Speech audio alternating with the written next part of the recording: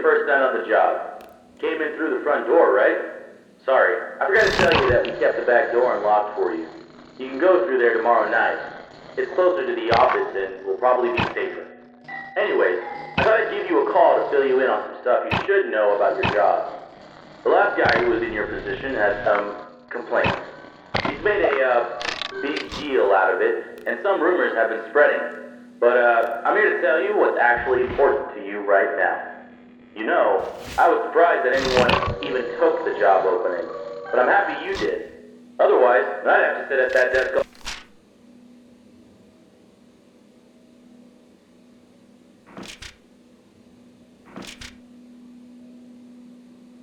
all night instead.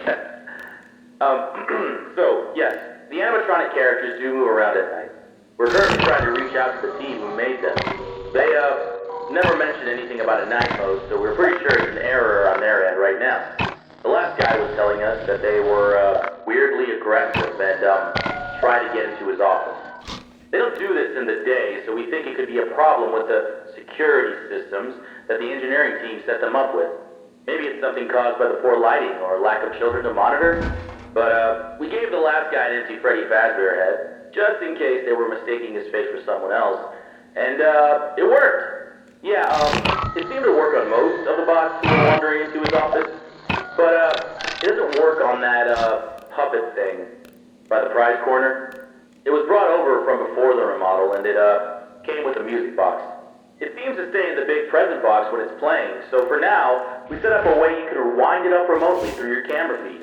I worked here before the remodel, and I never really liked that thing. It was always thinking. Freddy seems to be weirdly sensitive to light.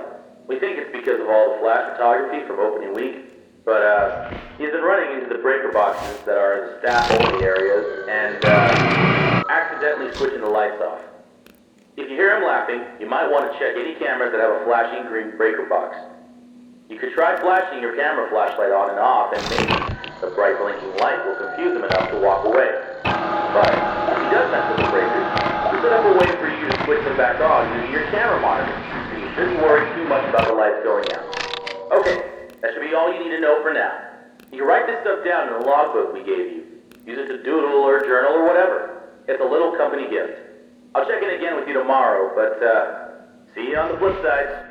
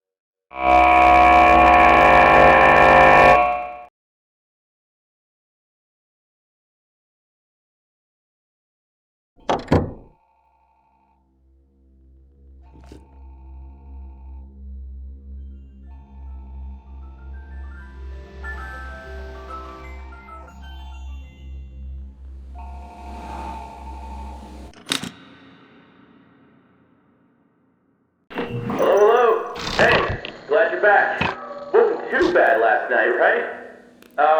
You probably noticed the old models in the parts and service room by now, right? We've been having some trouble with them too recently. From what I remember, they wanted to originally retrofit the old models with the new tech. In the end, they decided to just start over. They were too big and ugly and that smell. But, they seem to have been acting up recently too. The mask would work on most of them, but that last guy was having trouble getting Foxy to leave him alone. We found that he seems to be sensitive to light in a similar way to our new Freddy. So, for now, if he appears at the end of your hallway, just flicker your light on and off until he leaves. I don't know if he ever had a chance to come here before the remodel, but I love those old characters.